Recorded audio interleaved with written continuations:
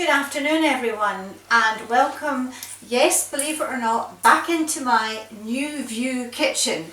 Normally you're used to seeing me right over there, which I'm not going to show you because all the rubbish has been pushed over to that side, and today we're now on the other side of the kitchen, which is my summer cooker, if you like. We have now switched off the range type cooker that we have, which is on all the time. We thought we were going to be in for some lovely weather, but my hands today are absolutely freezing. But we're not going to put it back on, so we're now over to the other side. For today's meal, we are going to have these lovely Cumberland sausages that Bon got hold of for me. And what I'm going to do is I'm going to serve them with mashed potato, which I haven't done yet. I'm going to do them later on, but I've done that for you on video before, so I know I don't need to show you that. And those of you that have come to my classes, we've done it in class before. For those of you that haven't, it's very simple. You would just peel the potatoes, chop them up pretty small if you want to cook them quickly, and put them into a pan of boiling water, but be obviously very careful not to burn yourself. Little bit of salt, cover the pan, excuse me, and boil them until they're soft. You would then drain the water, and with a potato masher you would mash them, adding a little butter and a little milk to make a nice smooth consistency. So that's what I'll do later on. But what I am going to do for you today is the onion gravy, which I have done on video but not actually shown you how to do it. I've actually had it already made prior to the video taking place. So hopefully you can see me all right, guys, being different. In this pot here I've got some onions that I have already sweated off, and I've used butter.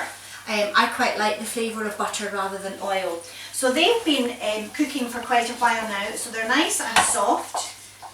I'll bring the pot to the camera and hopefully you can see that they're lovely and soft. But I do have quite a lot of butter there, which would make the gravy quite greasy.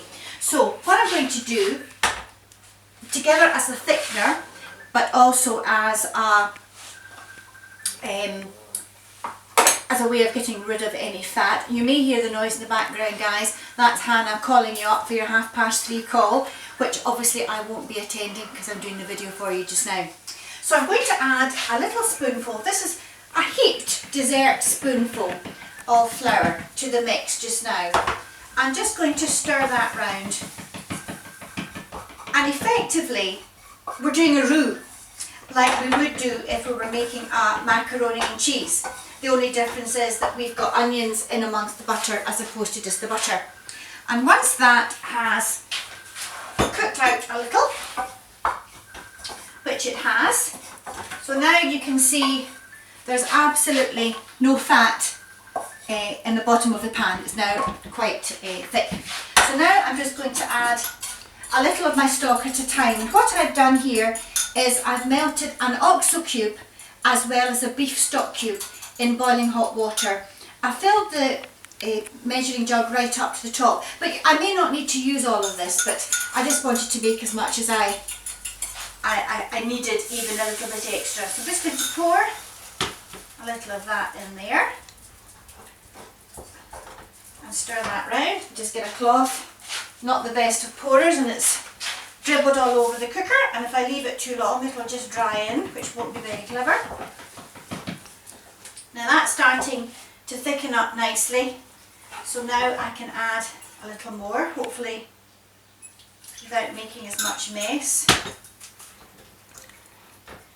Turn the heat up a little, and really you need to keep stirring this, guys, so that you don't get any lumps other than the bits of onion that you've got in there. Now this cooker, unlike the last cooker, is more controllable because I can turn the heat up or down, whereas the last one it was at a set heat. So this is going to cook much quicker, so you'll be able to see the finished result in a little minute. Now at this point I could add some pepper.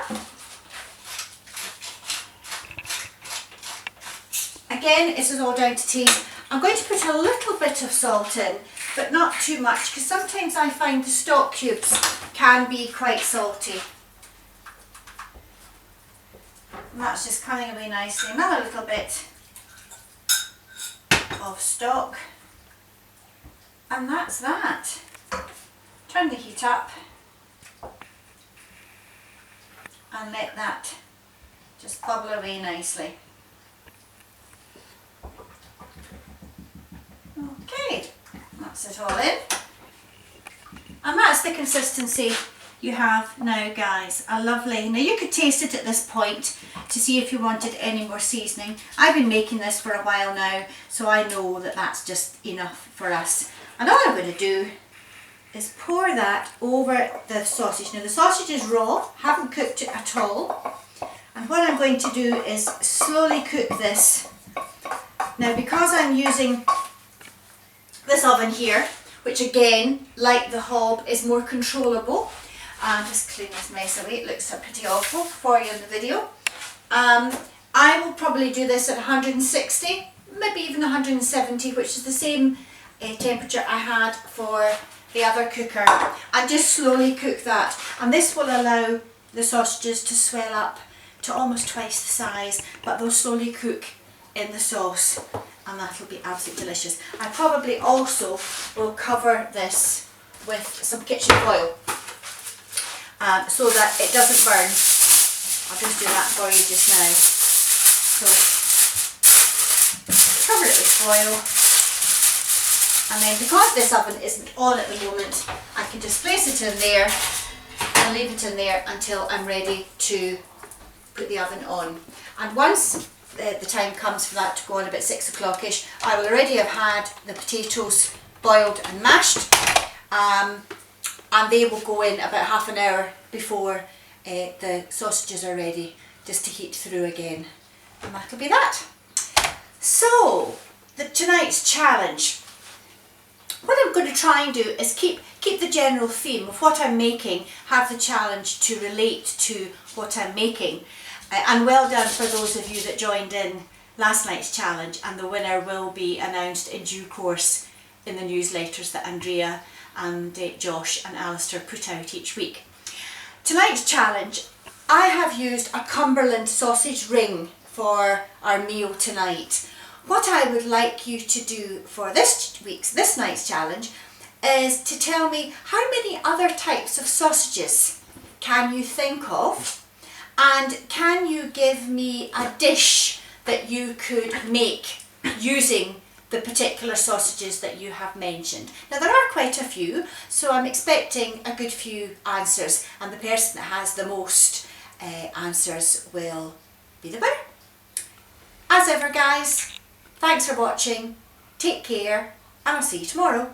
Bye bye.